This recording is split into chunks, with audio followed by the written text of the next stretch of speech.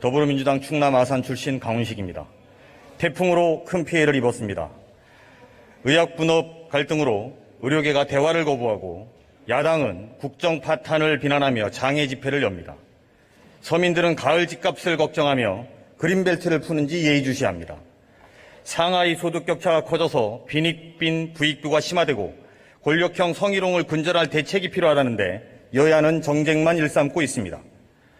출산휴가 90일 연장, 남성 육아휴직 가능 발표에 기업들은 부담이 증가된다고 격렬한 논쟁이 붙습니다. 여러분 지금 보신 이 9월의 동아일보 기사는 2020년 바로 오늘의 기사가 아니라 20년 전 2000년 9월의 기사입니다. 20년 전에도 우리는 부동산 가격을, 양극화를, 저출산과 보육의 문제를 걱정했습니다. 대통령이 4번 바뀌고 강산이 2번 변해도 우리의 걱정은 반복됩니다. 그래서 국회가 또 정치권이 욕을 먹어왔나 봅니다. 오늘의 공방도 그렇습니다.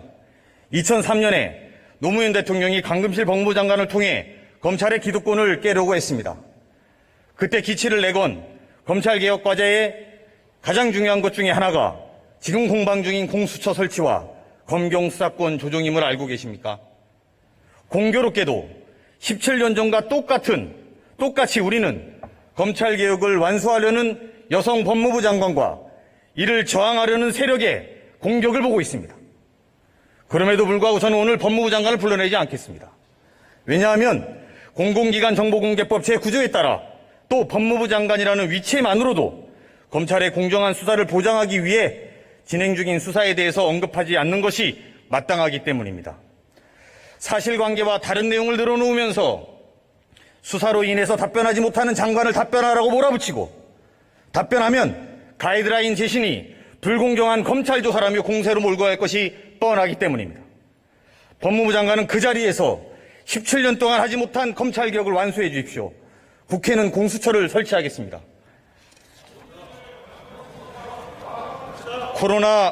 코로나19로 모든 것이 멈춰버린 지금 저는 오늘 이 자리에 좀 더 건설적이고 우리 미래에 관련된 이야기를 하고자 합니다. 정치권이 욕먹은 지난 20년 동안 정부는 셀 수 없이 많은 정책을 수립했습니다. 국회가 이를 법으로 만들고 제도로 만들고 많은 예산을 들여서 집행해 왔지만 지역 간, 세대 간, 계층 간 불균형과 미래 세대에 대한 걱정은 여전합니다. 이제 근본부터 재검토하고 혁신하지 않으면 20년 뒤에는 더 심각하게 될 것입니다. 그래서 오늘 저는 오랫동안 해결되지 않고 우리가 대표적으로 고민해야 될 두 가지 가치 중에 균형에 관한 두 가지 이야기를 이 자리를 빌어서 하고자 합니다. 하나는 코로나 사태로 폭발한 일가 균형 돌봄에 관한 것이고 또 하나는 오랫동안 추진해온 공간의 균형에 관한 이야기입니다. 먼저 코로나19로 폭발해버린 가족 돌봄에 대해서 말씀드리겠습니다. 이 자리에 계신 선배 동료 의원 여러분께 질문하고 싶습니다. 얼마 전에 우리가 연장한 가족 돌봄 휴가가 무엇인지 정확하게 알고 계십니까? 가족 돌봄 휴직과는 또 어떤 차이가 있는지 아십니까? 그러면 육아휴직은 또 뭡니까? 육아 근로 단축과는 어떤 차이가 있는지요? 돌봄 근로 단축이라고 들어보셨습니까? 아이가 있는 직장인이 탄력 근무제, 선택적 근무제, 재량 근무제를 사용하면 이러한 제도들과 중복되는 것인지 아닌지는 알고 계십니까? 저는 여러분들이 모르는 것이 당연하다고 생각합니다. 저는 이러한 질문에 고용노동부, 여성가족부, 복지부, 교육부 담당 실무자들도 정확하게 설명해서 구분할 수 있고 설명할 수 있는 사람이 없다고 확신할 수 있습니다. 여러분이 보고 계신 이 자료는 현재 직장인이 돌봄과 관련해서 사용할 수 있는 제도를 모아본 것입니다. 정말 많은 제도가 있습니다. 하지만 동시에 역설적이게도 이 표는 대한민국에서 아이를 키우는 것이 얼마나 힘든지 단적으로 보여주는 바로 그런 자료가 되고 있습니다. 코로나19로 아이 돌봄은 절벽에 몰렸습니다. 이번 사태로 대한민국의 교육제도는 교육이 아니라 돌봄이 그 본질이었다라는 것을 저는 확인했습니다. 많은 부모들의 어린이집, 유치원, 초등학교가 마비되면 많은 부모들은 미래 가치인 교육의 마비에 분노하는 것이 아니라 당장 돌봄의 공백을 두려워합니다. 학원도 마찬가지입니다. 교육을 위해서 보내고 있다고는 하지만 그 시간에 돌봐줄 사람, 누군가가 필요했던 것입니다. 총리께 질문 드리겠습니다. 총리 앞으로 나와 주십시오.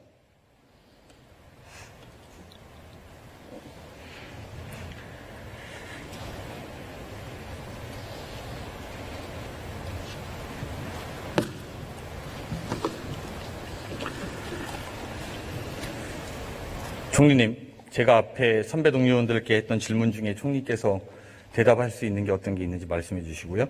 그리고 우리가 이번에 코로나로 아이들이 학교를 가지 못하게 되면서 정부가 한 조치에 대해서도 설명해 주십시오. 예, 그간에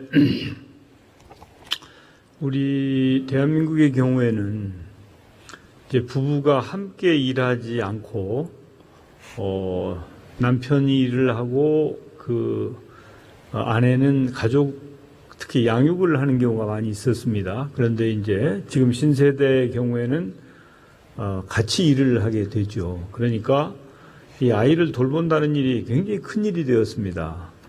조부모들께서 좀 도와주시는 경우도 있지만 뭐 편찮으시다든지 또 일을 하신다든지 해서 쉽지도 않고 해서 그렇지 않아도 돌봄이 우리 신세대들에게 큰 부담인데 이제 코로나19 상황이 되다 보니까 학교가 제대로 수업을 못하지 않습니까?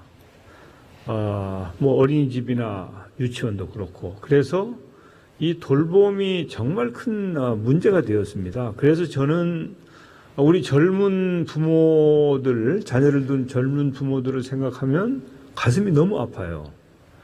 야, 이거 빨리 하루빨리 우리 일상이 정상화돼 가지고 우리 젊은 부모들이 마음 놓고 일을 할 수 있어야 될 텐데 이게 안 되니 이걸 어떻게 하나.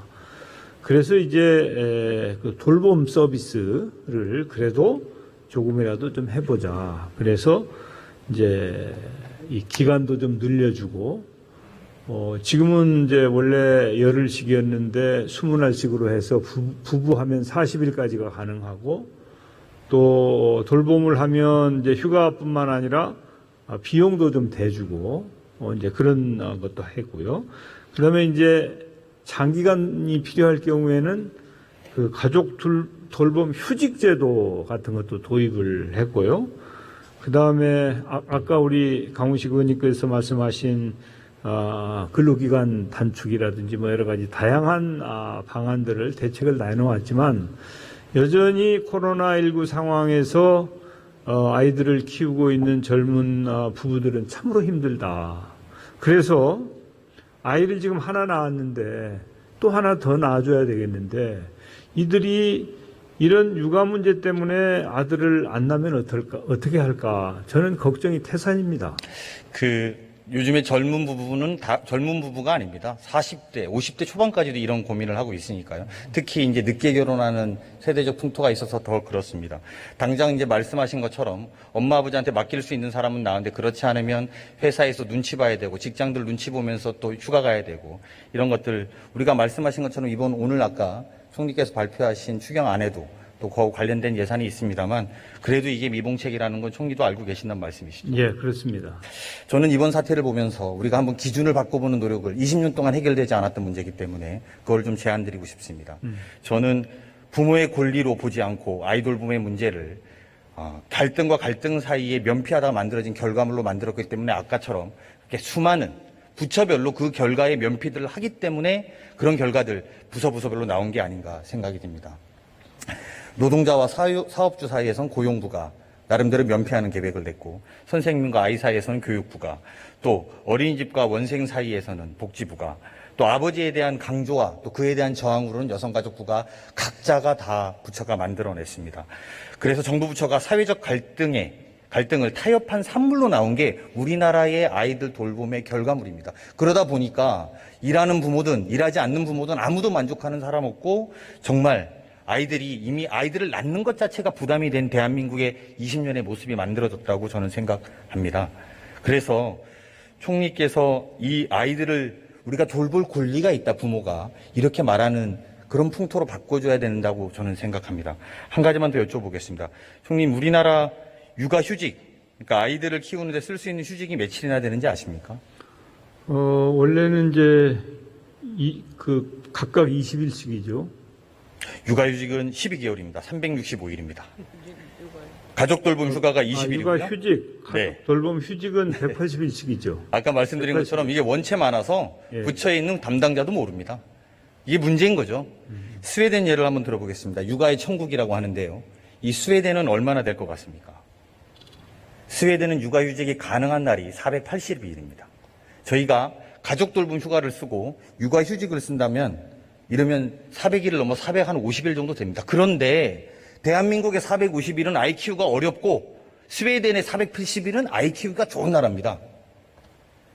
왜 그렇다고 생각하십니까?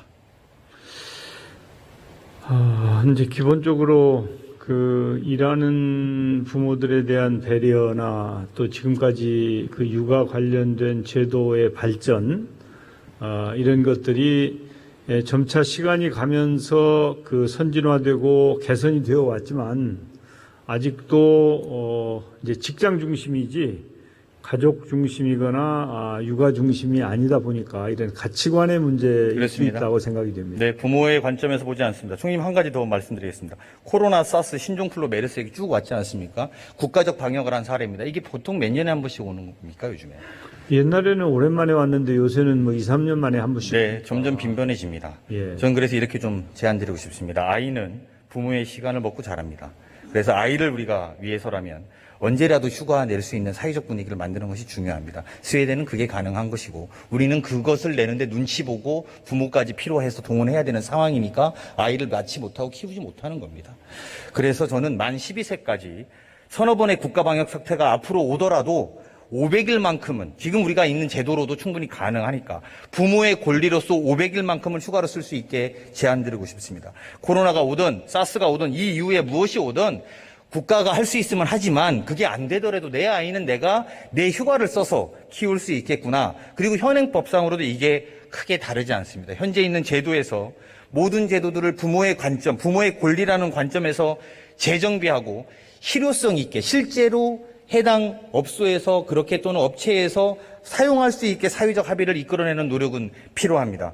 기업자와 노동자가 조금씩 양보하고 자영업자와 플랫폼 사업자 등 사각지대에 있는 사람들도 다 포함시킬 수 있는 정책 휴가제, 저는 부모의 휴가제, 모든 부모의 권리 500일을 또 사회적 노력으로 만들어낼 수 있다고 생각합니다.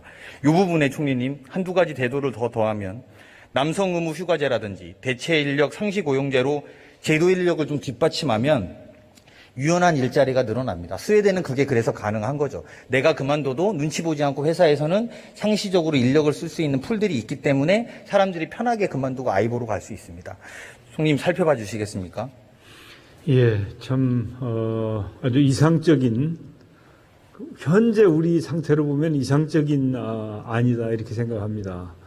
그 말씀은 이제 꼭 필요하긴 한데 현실적으로 쉽지 않겠다는 생각이 듭니다만은 그것은 사회적 합의가 선행되어야 된다고 생각합니다. 그래서 노사정 대타협이라든지 특히 이제 공공 부분이 좀 선도한다든지 정말 그 국가가 철학을 가지고 추진할 때만이 현실화가 가능하지 그냥 생각만 가지고는 쉽지 않겠다는 이 판단인데 저도 적극적으로 우리 아이들 키우는 일을 좀 쉽게 해야 되겠다고 하는데 공감하고 있는 사람이기 때문에 함께 지혜를 모아봤으면 좋겠습니다.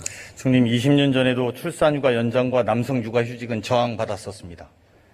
우리가 바꿔나가는 게 문재인 정부의 총리로서 총리께서 직접 관여하셔야 이 문제가 조금 더 나아질 것이고 아이 키우기 더 좋은 대한민국이 될 거라고 기대하고 꼭 살펴주시라고 믿고 싶습니다. 그렇게 해주시겠죠?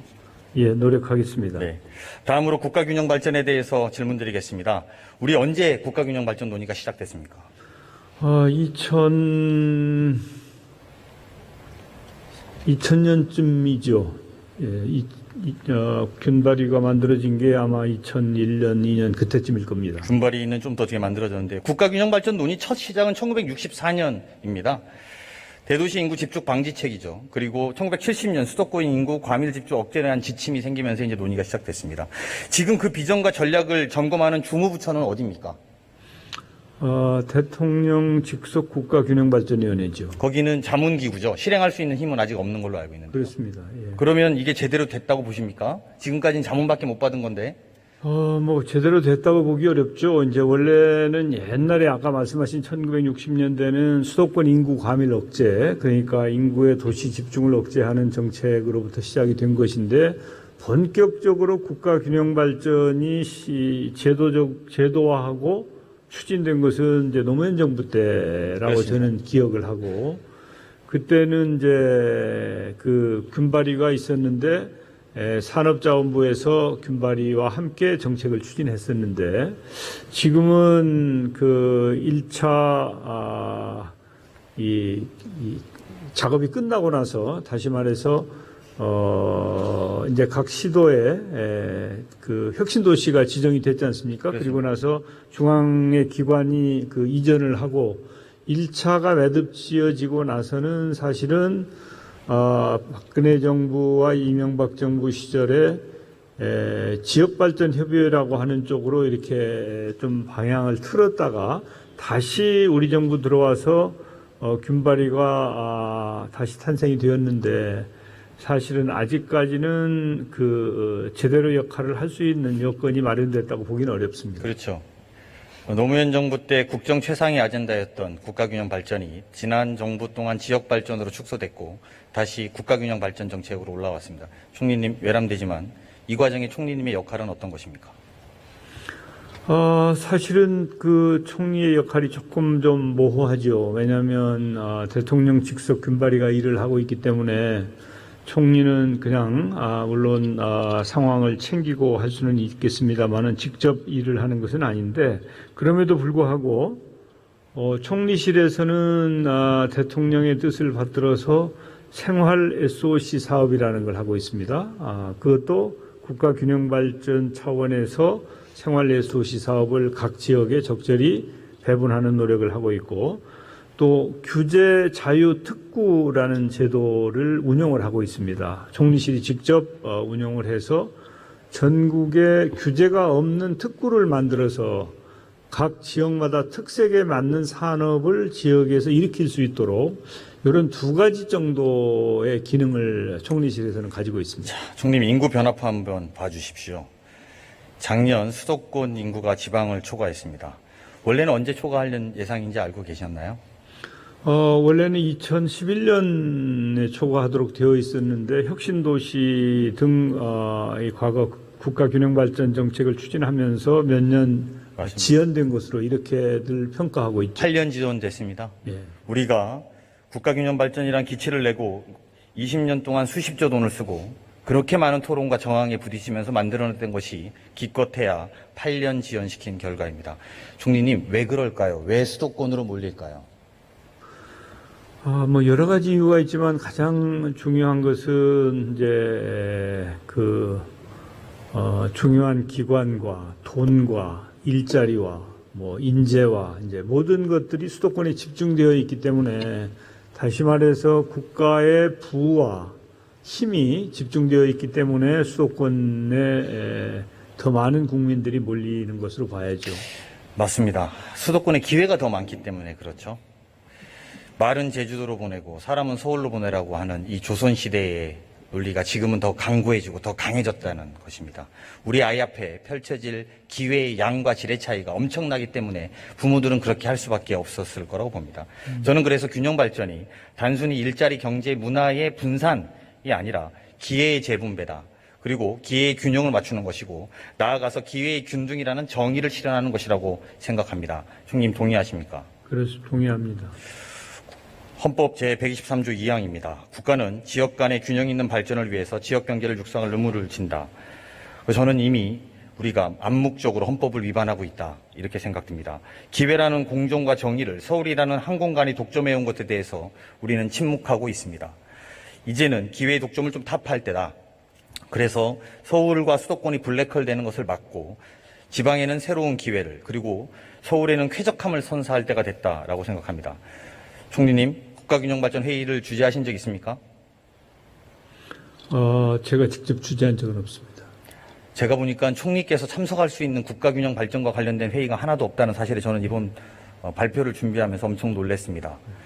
균형발전의 컨트롤 타워가 없이 우린 20년을 보냈을지도 모릅니다.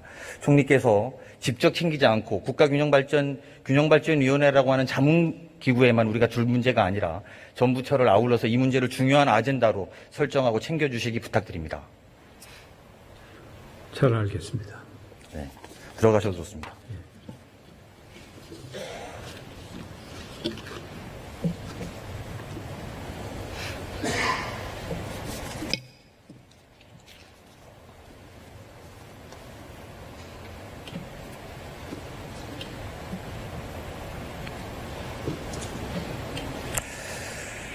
기득권과 저항을 버리고 한 걸음씩 물러나는 사회적 합의가 필요합니다. 20년 뒤에 대한민국을 그려봅니다. 2040년 9월에 오늘과 같은 이야기가 이 자리에서 반복되는 것을 막는 것을 대한민국 국회의원으로서 우리들의 의무라고 저는 생각합니다. 20년 후에 어떤 국회의원도 이 자리에 서서 다시 한 번 더 균형발전을 이야기하고 다시 한 번 더 아이 돌봄이 걱정한다면 우리는 오늘 분명히 잘못하고 있다는 것을 확인했으면 좋겠습니다. 경청해 주셔서 감사합니다.